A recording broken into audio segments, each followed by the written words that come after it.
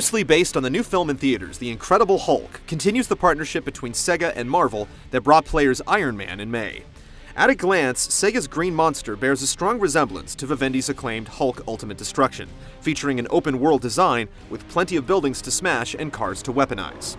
But does the latest title muscle past the last-gen hit, or is this one game that should make Hulk angry?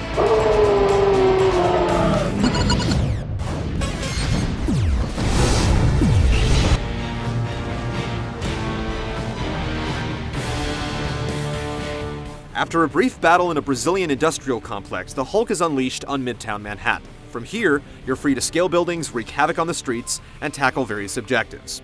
A quick glance at the map will show your current objectives. There are purple Enclave bases to smash, yellow minigame icons, and key missions. Key missions are broken into multiple chapters, letting you bounce between 2 or 3 conflicts at a time. Unfortunately, awkward transitions and the loading screens before and after each mission ruin the city's sense of continuity. Another annoyance is that your choices alternate between plenty to famine, since missions are unlocked in waves. You can't unlock new missions and side quests without finishing all of your current conflicts first.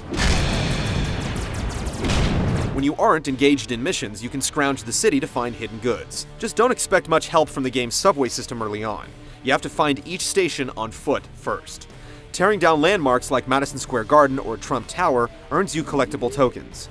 Jump rings test your skills atop the tallest structures, and items to boost your health and rage meters are hidden in nooks and crannies throughout the city. As in other Marvel games, 15 comic book covers are stashed away in the city, but you'll have to complete specific missions before each one will show up in its hiding place, so get ready to retread old ground looking for them. The Incredible Hulk does feature a list of fun challenges called feats, which you can tackle to unlock new attacks, improve mobility, and earn secret costumes. They include climbing the 5 highest skyscrapers, throwing a few cars into buildings, or simply running 5 miles. If you're unlucky enough to have an Iron Man save file, you can unlock the Hulkbuster costume right off the bat. The extra costumes don't amount to more than alternate paint jobs, but accomplishing the feats is fun in itself. There's a fair amount of content buried deep in the city's underbelly, but the stilted pacing often leaves the world feeling empty and a bit too linear.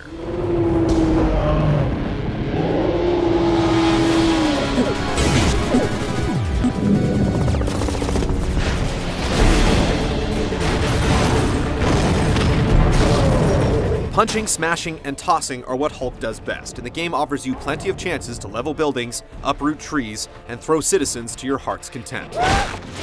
Bare-fisted, Hulk's moves are pretty basic, but you can use nearly anything as a weapon. Rip out a section of concrete to use as a shield, swing a light post like a baseball bat, tear a bus into a pair of steel boxing gloves, or leave a wake of destruction simply by running down the street. However, destruction comes far too easy. Tossing a pedestrian can blow up multiple cars or a whole line of trees, and poor collision detection causes some objects to shatter to pieces as Hulk simply runs near them.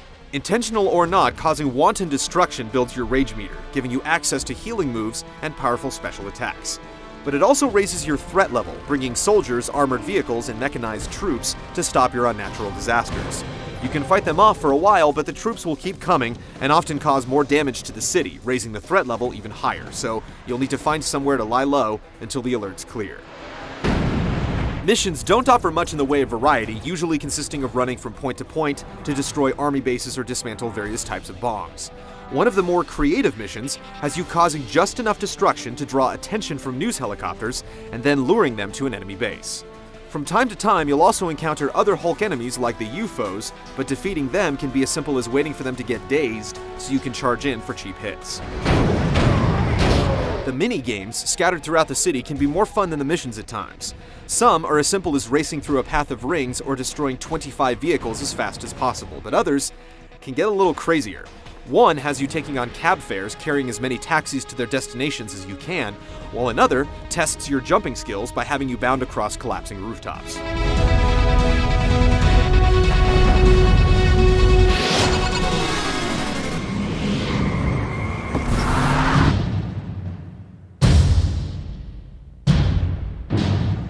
Dragging the Incredible Hulk down more than anything is the awful presentation. The Hulk himself looks good, and the streets are passable at the ground level, but climb a building and you'll be treated to one of the ugliest skylines this side of the N64. Everything further than a few blocks away becomes a muddy silhouette, and at night, the buildings take on a dirty brown hue. Similarly, cars and buses turn into transparent gray shells when you pick them up, taking away the charm of using them as weapons. Some things in the game just don't look right. Imagine an army base plunked in the middle of a busy street. You'll also find places on the map where Hulk's body stands halfway below ground. Even when there isn't a glaring flaw, the game just looks bland in general. Cutscenes don't look too bad, but many are so brief that you'll likely miss them if you look away. And if that thing interferes again, we kill it.